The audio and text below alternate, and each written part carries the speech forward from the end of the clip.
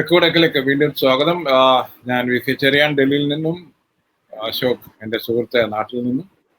ഞങ്ങൾ ഇന്ന് സംസാരിക്കാൻ ഉദ്ദേശിക്കുന്നത് ജാനകി വേഴ്സസ് സ്റ്റേറ്റ് ഓഫ് കേരളയെ വി ജാനകി ആക്കിയ ഒരു പ്രതിഭാസത്തെ കുറിച്ചാണ്. അശോക്, എനിക്കത് കേട്ടപ്പോൾ മുതൽ ചിരിയാണ് വന്നത്. ചിരിയുടെ കൂടെ ഒരു ദയനീയ നോട്ടം ഞാൻ സുരേഷ് ഗോപിയുടെ മുഖത്ത് കണ്ടു. അതായത് അദ്ദേഹം ഇതിന്റെ നായകനാണ്, സെൻട്രൽ മിനിസ്റ്ററാണ്. അദ്ദേഹത്തിന് ഒരു വാചകം പറയാൻ പറ്റത്തില്ല ഇതിനെപ്പറ്റി, അദ്ദേഹം പറഞ്ഞില്ല. അപ്പോൾ എന്താണ് ഇത്? കേരളത്തോട് സെൻട്രൽ ഗവൺമെന്റ് കാവ്യവൽക്കരണം എന്നൊക്കെ പറയുന്നുണ്ടെങ്കിലും എന്താണ് സെൻസർ ബോർഡ് വഴി സർക്കാർ, കേന്ദ്ര സർക്കാരിന്റെ മെസ്സേജാണ് കേരളത്തിന്. അതായത് നിങ്ങൾ ചെയ്യുന്നതൊക്കെ ഞങ്ങൾ കാണുന്നുണ്ട്. നിങ്ങൾ ചെയ്യുന്നത് ഞങ്ങളുടെ നോർത്ത് ഇന്ത്യൻ സംസ്കാരം, നമ്മളെ മലയാളികളെ മൊത്തം പശുമാംസം തിന്നുന്നവരാണെന്നാണ് അവർ കരുതുന്നത്. നമുക്കറിയാം എത്ര പേര് തിന്നുന്നുണ്ട്, അവിടെ എന്താണ് നടക്കുന്നത് നമുക്കൊക്കെ അറിയാം. ബഫാണ്, ബീഫല്ല. പക്ഷെ അങ്ങനെ ഒരു ആംഗിളിൽ കൂടെ കാണുന്ന ഒരു കാഴ്ചയുടെ പ്രതിഫലനമല്ലേ ഇത്? അതായത് ഒരു തരത്തിൽ പറഞ്ഞാൽ കേരളത്തെ എത്നിക്കലായിട്ട് വടക്കേ ഇന്ത്യൻ ആൾക്കാർ, പ്രത്യേകിച്ച് ഭരിക്കുന്ന പാർട്ടിയുടെ ആൾക്കാർ കേരളത്തിലെ കണ്ടു തുടങ്ങിയിരിക്കുന്നു എന്നല്ലേ ഈ സംഭവം കാണിക്കുന്നത്? ഈ ബഫ് ആൻഡ് ബീഫ് എന്ന കാര്യം പറഞ്ഞു കഴിഞ്ഞപ്പോഴാണ് ഞാൻ പണ്ട് കുറെ കാലം മുമ്പ് ഒരു BJP നേതാവിനോട് ചോദിച്ചു കഴിഞ്ഞപ്പോൾ അവരുടെ ഏറ്റവും വലിയ കൺസ്ട്രെയിന്റ് എന്ന് പറയുന്നത് ഡൽഹി ചെല്ലുമ്പോൾ അവിടുത്തെ BJP നേതാക്കള് അവരെ ഒഴിവാക്കി നിർത്തുന്നതിന്റെ മെയിൻ കാരണം ഈ പശുത്തീനിയാണ് എന്നുള്ള ഒരു സങ്കല്പത്തിലാണ്. അതവർക്ക് അവര് ബേസിക്കലി അവരൊരു വെജിറ്റേറിയൻ ആണ്. കാരണം അവരുടെ എന്താ പറയുന്ന മതപരമായ കാര്യം കൊണ്ട് അവര് വെജിറ്റേറിയൻ ആയിപ്പോയൊരു സ്ത്രീയാണ്. അപ്പൊ പുള്ളിക്കാരി പറയുന്നത് അവിടെ ഒരു നിർവാഹവും ഇല്ല, നമ്മളത്ര പറഞ്ഞാൽ അവരെ കൺവിൻസ് ചെയ്യാനൊന്നും പറ്റത്തില്ല. കാരണം അങ്ങനെ ഒരു കൺസെപ്റ്റാണ് നോർത്ത് ഇന്ത്യൻസ് മലയാളിയെ പറ്റി വെച്ച് പുലർത്തുന്നത്. അപ്പം ഈ എന്താണ് നോർത്ത് ഇന്ത്യയിൽ പോലും പശു ഇറച്ചി കഴിക്കുന്നവര് തീരെ വിരളമാണ്. അപ്പൊ കേരളത്തിലും അതില്ല. ഇവിടെ കഴിക്കുന്ന ഈ പോത്തെന്ന് പറയുന്ന സാധനത്തിനെ അവർക്ക് അവിടെ രജിസ്റ്റർ ചെയ്തെടുക്കാൻ കഴിഞ്ഞിട്ടില്ല. അപ്പൊ ഇവര് കേരളത്തിൽ നടത്തുന്ന എല്ലാ പോത്തുവിരുദ്ധ സമരങ്ങള് അല്ലെങ്കിൽ പോത്തനുകൂല സമരങ്ങൾക്കെതിരെ പോത്തുവിരുദ്ധ സമരങ്ങളൊക്കെ കേരളത്തില് BJP-ക്കാർ നടത്തിയിട്ടുണ്ട്. അതെന്ന് പറയുന്നത് നമ്മളുടെ മാറ്റ് ഡൽഹി തെളിയിക്കാനാണ്.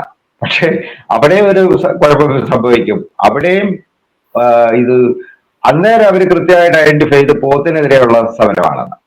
നമുക്ക് സിനിമയിലേക്ക് തിരിച്ചു അത് പോത്തിലേക്ക് വരുമ്പോൾ, അതായത് അശോക് സമ്മതിക്കുകയാണ് BJP വടക്കേന്ത്യയിലെ തീർച്ചയായിട്ടും കേരള മലയാളികള്, അത് BJP-ക്കാരാണെങ്കിലും ആരാണെങ്കിലും ഒരു പ്രശ്നമുണ്ട്. അടിസ്ഥാന പ്രശ്നം പശുവാണ്, അല്ലാതെ അതെ അതെ അതെ ഞാൻ ബീഹാറില് എൻ്റെ ഒരു സോഷ്യലിസ്റ്റ് ആയ സുഹൃത്തിന്റെ വീട്ടിൽ പോയി കഴിഞ്ഞപ്പോൾ അയാൾ തന്ന ആദ്യത്തെ നോഷൻ എന്ന് പറയുന്നത് അയാളുടെ അമ്മൂമ്മയുടെ അടുത്ത് ഒരു കാരണവശാലും നീ എന്താണ് മാംസാഹാരിയാണെന്ന് പറയരുത്, പറഞ്ഞു കഴിഞ്ഞാൽ പോയി വീട്ടിൽ കയറുന്നില്ല എന്ന് പറഞ്ഞ സോഷ്യലിസ്റ്റ് ഒക്കെയാണ്. പക്ഷെ അങ്ങനെയാണ് അവിടുത്തെ ഒരു അവസ്ഥ. അതായത് സിനിമയിലേക്ക് തിരിച്ചു വന്നു കഴിഞ്ഞാല് ചെറിയാൻ പറഞ്ഞതുപോലെ ജാനകിക്ക് കോടതി ഇൻഷ്യല് കൊടുത്തു കഴിഞ്ഞപ്പം എനിക്കും ഒരു ചിരിയാണ് വന്നത്. ഒരു 10 വർഷം മുമ്പ് ഈ ഒരു ബുദ്ധി നമ്മുടെ ജോസഫ് സാറിന് തൊടുപുഴ ന്യൂമാൻസില് ജോസഫ് സാറിന് ആരെങ്കിലും അന്ന് ഉപദേശിച്ചു കൊടുത്തിരുന്നെങ്കിൽ അദ്ദേഹത്തിന്റെ കയ്യും കാര്യമെങ്കിലും രക്ഷപ്പെട്ട് കിട്ടിയേനെ. ഇല്ലേ?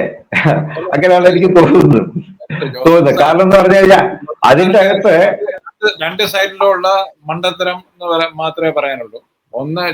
ഇല്ല, അത് പറയാൻ പറ്റില്ല. അദ്ദേഹം ജോസഫ് സാറ് ഒരു പ്രസിദ്ധീകരിച്ച ഒരു പുസ്തകത്തിൽ നിന്നുള്ള ടോപ്പിക്ക് എടുത്തിട്ട് അത് അതുപോലെ കൊടുത്തിട്ടാണ് അതിന് ചോദ്യോത്തരം എഴുതിച്ചത്. ആ പുസ്തകം എഴുതിയ ആള് അയാൾ ചെയ്തതാണ് ഏറ്റവും വലിയ ക്രൂരകൃത്യം. അത് തന്റെ പുസ്തകമാണ് എന്ന് അയാൾ ഒരിക്കലും സമ്മതിച്ചിട്ടില്ല ആ പുസ്തകത്തിന്റെ ഉടമ അല്ലെങ്കിൽ ആ പുസ്തകത്തിന്റെ ഗ്രന്ഥകർത്താവ്. അവിടാണ് ഇനിയിപ്പം ഈ എന്താണ് ഇതിവിടെ ജാനകി ഞാൻ പറയുന്നത് ഞാൻ പറയുന്നത് ജാനകിയുടെ കാര്യത്തില് ഇതൊരു ക്ലിയർ മെസ്സേജ് അല്ലേ കേരള സമൂഹത്തിന്?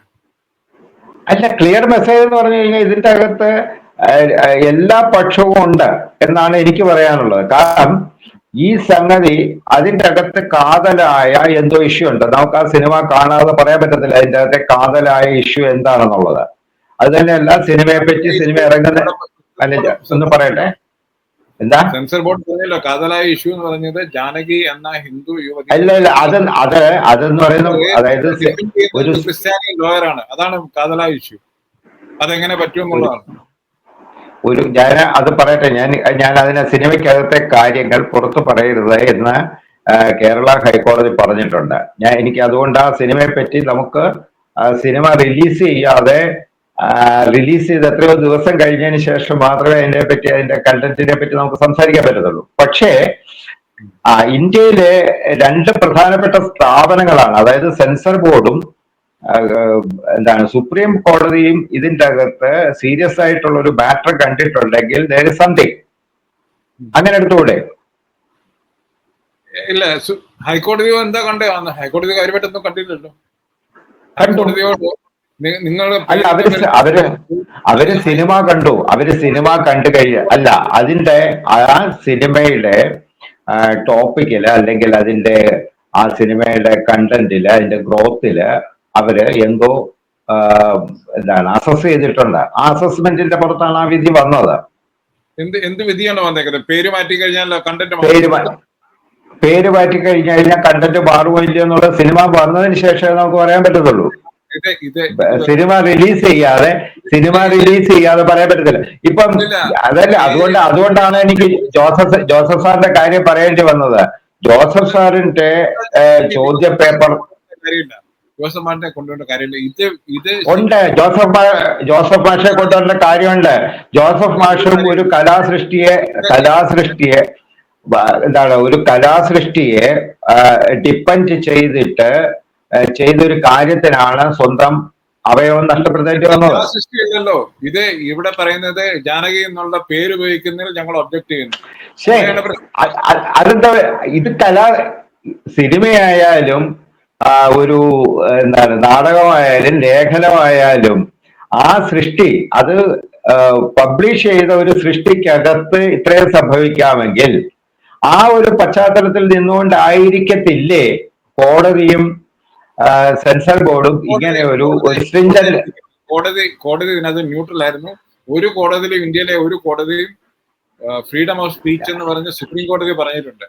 അവിടെ അത് വെച്ചുകൊണ്ട് അവര് അതെന്താണ് ജോസഫ് സാറിന്റെ കാര്യത്തിൽ ഫ്രീഡം ഓഫ് സ്പീച്ച് കിട്ടാതിരുന്നത്? എനിക്ക് തോന്നുന്നില്ല ഇതിനകത്ത് അപ്ലിക്കബിൾ ആണ് ജോസഫ് സാറിന്റെ കാര്യത്തിൽ. എന്തൊക്കെ ആപ്ലിക്കബിൾ? അപ്പൊ നമുക്ക് പിന്നെ ഇതിപ്പോ ചെയ്യാനൊക്കെന്ന് പറഞ്ഞാൽ സിനിമ റിലീസ് ചെയ്ത് സിനിമ കണ്ടതിന് ശേഷം മാത്രമേ പറ്റൂ. ഇത് പുകമറ സൃഷ്ടിക്കാതെ ഇത് നമ്മൾ ഇതിലേക്ക് കോൺസെൻട്രേറ്റ് ചെയ്യും. ഇതിലിപ്പോ എന്ത് പുകമറയാണുള്ളത്? ഞാൻ ബേസിക്കലി രണ്ടും ആർട്ട് വർക്കുകളാണ്. ജോസഫ് സാറിന്റേതാണെങ്കിലും ജാനകി ആണെങ്കിലും ഓരോ ടൈപ്പ് ആർട്ട് വർക്കാണ്. ഒരു ക്ലാസ്സിൽ ഇരുന്ന് എന്തോ ചെയ്തു, വിഡിത്തം ചെയ്തു, അതിന് അദ്ദേഹത്തിന് എന്ത് വിഡിത? അപ്പൊ ആ പുസ്തകം എഴുതിയ ആള് ചെയ്തത് വിഡിതമാണോ? പുസ്തകത്തിന്റെ പുറകിലാണ് പോകേണ്ടത്, അല്ലാതെ ജോസഫ് സാറിന്റെ പുറകിലല്ല. അതുകൊണ്ട് അത് വിട്. അത് പുസ്തകത്തിൽ നിന്നും ഒരു ജാനകി എന്ന് പറഞ്ഞ ഒരു സിനിമ നമ്മൾ കണ്ടിട്ടുണ്ട്. അതിന്റെ പോസ്റ്ററൊക്കെ ഓൺലൈൻ ഉണ്ടായിരുന്നല്ലോ. അപ്പൊ അതിനെ കുറിച്ച് എന്ന് പറയുന്നു പട്ടാളം ജാനകി എന്ന് പറയുന്നത് പട്ടാളം ജാനകി ഇറങ്ങിയ സമയത്ത് എന്താണ് അതിനു മുമ്പ് ഓളവും തീരും ഒക്കെ ഇറങ്ങിയിട്ടുണ്ട്, നിർമ്മാല്യം ഇറങ്ങിയിട്ടുണ്ട്. അന്നൊന്നും ഈ പ്രശ്നമില്ലായിരുന്നു. അപ്പൊ പിന്നീടാണ് മതം കലാസൃഷ്ടികളിൽ എന്താണ് മുറുകെ പിടിക്കാൻ തുടങ്ങിയത്, വിദ്യാഭ്യാസത്തിൽ മുറുകെ പിടിക്കാൻ തുടങ്ങിയത്.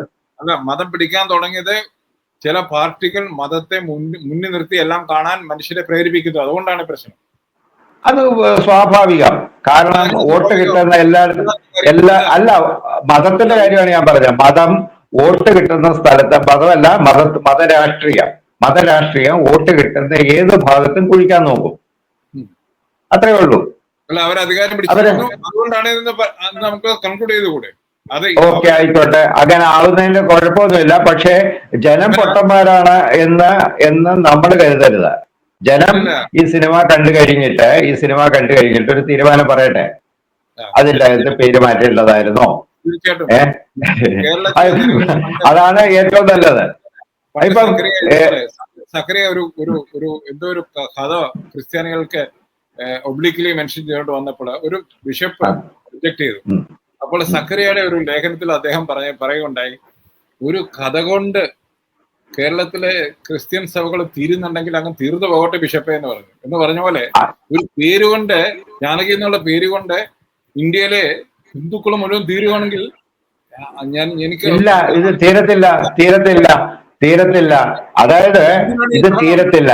ഞാൻ ചോദിക്കട്ടെ, അപ്പൊ എന്തായാലും നമ്മളൊരു 5 മിനിറ്റ് കൊണ്ട് എടുക്കും. കാരണം ഈ കേസില് നിർമ്മാതാക്കൾക്ക് വേണ്ടി റെപ്രസെന്റ് ചെയ്തത് ഹാരിസ് ബീരാനാണ്. ഹാരിസ് ബീരാന് അത് സമ്മതമായി. എതിർഭാഗത്തിന് വേണ്ടിയിട്ട് വന്നത് അഭിജിത്ത് ചന്ദ്രചൂഡാണ്. അയാളൊരു ലിബറൽ ആയിട്ടുള്ള അഡ്വക്കേറ്റ് ആണ്. അയാൾക്കും അതിന്റെ കോഴ്സ് മനസ്സിലായി. അപ്പൊ നമ്മൾ എന്തിനാണ് ഇതിന്റെ അകത്ത് ഇല്ലാത്ത പ്രോഗ്രാം സൃഷ്ടിക്കുന്നത്? ഇവർക്ക് രണ്ടുപേർക്കും മനസ്സിലായി. ഇത് അവരൊക്കെ ഇത് ലോയേഴ്സിന്റെ പ്രശ്നം എന്ന് വെച്ചാൽ അവർക്ക് ആര് പൈസ കൂടുതൽ കൊടുക്കുന്ന അവരുടെ അടുത്ത് പോകും. അതിനകത്ത് ആയിക്കോട്ടെ. അങ്ങനെയാണെങ്കിൽ സിനിമ ഇറങ്ങുന്നിടം വരെ നമുക്ക് കാത്തിരിക്കാം. ആ വിധത്തിൽ ഇത് സിനിമ എടുക്കുന്നവരുടെ പ്രശ്നമാണ്. അവരുടെ 3-4 കോടി ചെലവഴിച്ചിപ്പം സുരേഷ് ഗോപിയെ വെച്ചൊരു സിനിമ എടുക്കുകയാണെങ്കിൽ മിനിമം ഒരു 5-6 കോടിയെങ്കിലും 6 കോടി കെട്ടിക്കിടക്കുവാണ്. അവർ റിലീസ് ചെയ്തിട്ട് വേണം അതിന്റെ മുന്നോട്ടുള്ള OTT-യിൽ അവർക്ക് സെയിലായി തോന്നുന്നു. അപ്പം അവരുടെ ഇൻവെസ്റ്റ്മെന്റ് തന്നെ ഇതാക്കണം. അതുകൊണ്ട് അവർക്ക് എങ്ങനെയും റിഗിൾ ഔട്ട് ചെയ്തേ പറ്റത്തുള്ളൂ. അപ്പൊ അതുകൊണ്ട് കിട്ടാവുന്ന നല്ല ലോയേഴ്സിനെയൊക്കെ അവർ പിടിക്കും. അപ്പുറത്ത് പക്ഷേ ഞാൻ പറയുന്നത് വളരെ സൂക്ഷിച്ച് നമ്മൾ വായിക്കേണ്ടത് സെൻട്രൽ ബോർഡ് കൊടുത്ത അഫിഡവിറ്റ് ആണ് ഹൈക്കോടതിയിൽ എന്തുകൊണ്ട് അവർ ഒബ്ജക്ട് ചെയ്യുന്നുള്ളത്. അതിനകത്ത് പറഞ്ഞേക്കുന്ന സംഖ്യകളൊക്കെ അവിടെയാണ് പ്രശ്നം. ഇത് സർക്കാർ അവര് പറഞ്ഞേക്കുന്നതിന്റെ വാലിഡിറ്റി അല്ലെങ്കിൽ അവര് പറഞ്ഞിരിക്കുന്നതിന്റെ സാധുത പരിശോധിക്കണം എന്നുണ്ടെങ്കിൽ സിനിമ ഇറങ്ങണം എന്നാണ് ഞാനും പറയുന്നത്. ഇപ്പം അല്ല, കോടതി പരിശോധിച്ചാ പോരാ.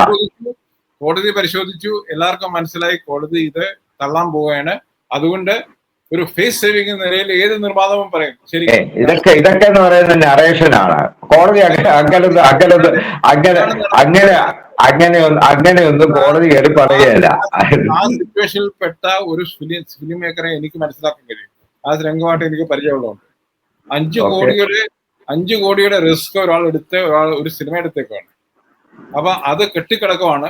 അതിന് കൂടുതൽ പ്രശ്നങ്ങൾ ഉണ്ടായിരിക്കാൻ വേണ്ടി എന്താ ചെയ്യുന്നത്? അവരെ കോംപ്രമൈസിന് പോകും. അതാണ് അവർ ചെയ്തേക്കുന്നത്. അതിനകത്ത് നമുക്ക് സിനിമ വരുന്നിടം വരെ നമുക്ക് കാത്തിരിക്കാം. നമുക്ക് ചുവണ്ട് കാര്യമില്ല. ഇത് ഒരു സാധ്യതയേ ഉള്ളൂ. അതായത് സെൻട്രൽ ഗവൺമെന്റിൽ ഇരിക്കുന്ന നിങ്ങൾ കാവ്യവൽക്കരണം എന്ന് പറയുന്ന ആൾക്കാരെ അവര് ഒരു മെസ്സേജ് കേരളത്തിന് വിട്ടേക്കും, നിങ്ങൾ ഞങ്ങളുടെ ദേവി ദേവന്മാരെ വെച്ച് കളിക്കരുത്, അല്ലെങ്കിൽ ഞങ്ങളെ തൊഴുവാണെങ്കിൽ സൂക്ഷിക്കണം എന്നുള്ള ഒരു മെസ്സേജ് അവർ തന്നിട്ടുണ്ട്. അത് അതിനോട് ഒട്ടും യോജിക്കുന്നില്ല. കാരണം ഇവിടെ ഇഷ്ടം പോലെ സിനിമകള് ദേവീ ദേവന്മാരെയൊക്കെ വെച്ചെടുത്തിട്ടുണ്ട്. അതൊന്നും ആയിരിക്കത്തില്ല അതിലെ വിഷയം. മുൻപേ ഇപ്പോഴത്തെ കാര്യമാണ് പറയുന്നത്. നമ്മൾ ഇപ്പോഴത്തെ കാര്യമാണെങ്കിൽ അതിന് 2 കൈ ചേർന്ന് തട്ടിയാൽ മാത്രമേ ശബ്ദം ഉണ്ടാകത്തുള്ളൂ എന്നുള്ള അഭിപ്രായക്കാരനും കൂടാണ് ഞാൻ. അങ്ങനെ കൂടുതലൊന്നും അതെ, ഓക്കെ സർ, ഇത് സമ്മതിക്കുക. ഇല്ല ഇതിനെ ഇപ്പം ചെറിയാൻ പറഞ്ഞ കാര്യങ്ങൾ എന്തെങ്കിലും അതിനെപ്പറ്റി നോക്കണമെന്നുണ്ട്. ആദ്യം സിനിമ ഇറങ്ങണം, അല്ലാതെ നടക്കില്ല.